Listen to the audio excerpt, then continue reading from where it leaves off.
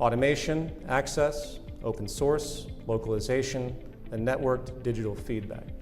I'll appreciate patience as I go through these because it's going to be a little tedious. Each one of these represents a more efficient mechanism to achieve higher productivity, reduced inequality, and have the least amount of waste and environmental impact. If any of these changes were actually applied, you would see a relative general public health improvement and ecological improvement systemically. Interestingly, these 5 ideas are not obscure. They're not randomly idealized or pie in the sky. They're not pulled out of thin air. Anyone who's paid attention to current social and technological trends are aware of them, but likely haven't thought about their broader implications in terms of public health. I'll go through each one briefly. Automation.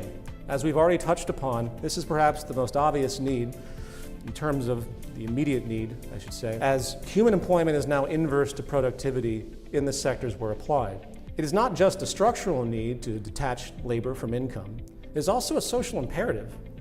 Given how integral it has been in generating this new level of efficient abundance, not to mention freeing the human being from drudgery and oppression, remember the greatest form of social oppression in human history has been the exploitation of labor, from slavery to feudalism to colonialism to capitalism.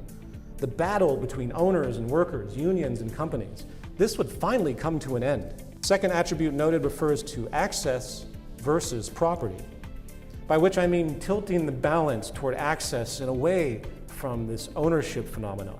Ownership and property, of course, are foundational to the market economy.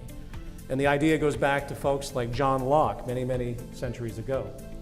However, things have changed once again, and our high technology society is now being hindered by the tradition of ownership, proving it to be wasteful and now impractical. From the standpoint of efficiency, the idea of everyone owning one of everything, as the market would like to assume, is irrational. For a species sharing a finite planet, not to mention completely and utterly unnecessary, it also promulgates a materialist conception of life, of course, which is really quite destructive to our social psychology. Perhaps the best example today of this is the slow inevitability that we see of shared automated car systems. It isn't difficult to see that even in our current system, how the idea of owning a car in the future might become impractical.